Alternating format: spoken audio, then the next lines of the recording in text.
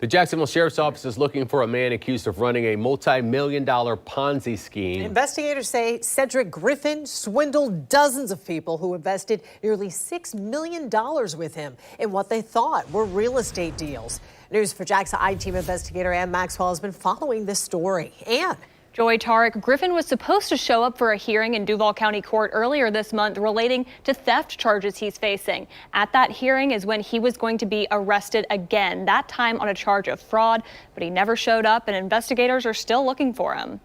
Have you seen this man? Cedric Griffin is facing 5 counts of grand theft, 1 count of organized fraud, and a civil lawsuit brought by the U.S. Securities and Exchange Commission. I think Mr. Griffin needs to turn himself in. Assistant State Attorney Adam Dusso says prosecutors spent nearly 18 months preparing to take Griffin to trial on the theft charges. Investigators say Griffin, as a real estate broker, failed to pay 5 other agents a total of about $250,000 they were owed in commission. But 4 days before the trial was supposed to begin, Griffin didn't show up to a pretrial hearing.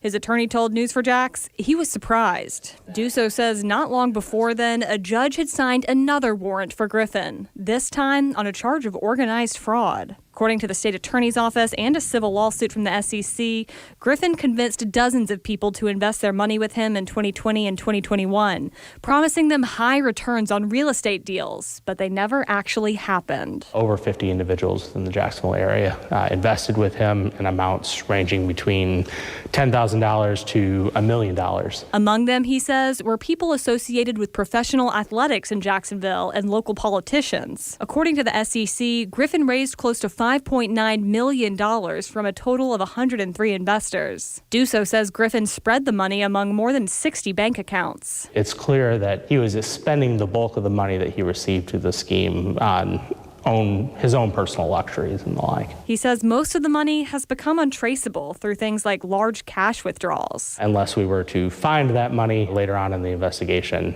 we would be relying on his ability to pay restitution, which I'm uncertain to what extent we're going to be able to recompensate the victims through that process. And investigators believe Griffin is still within the state of Florida because he has ties here through his contacts and his family. The Jacksonville Sheriff's Office is asking anybody who knows where Griffin might be to contact them. We've got their contact info on news4jax.com. Live from the studio, I'm Ann Maxwell, Channel 4, the local station.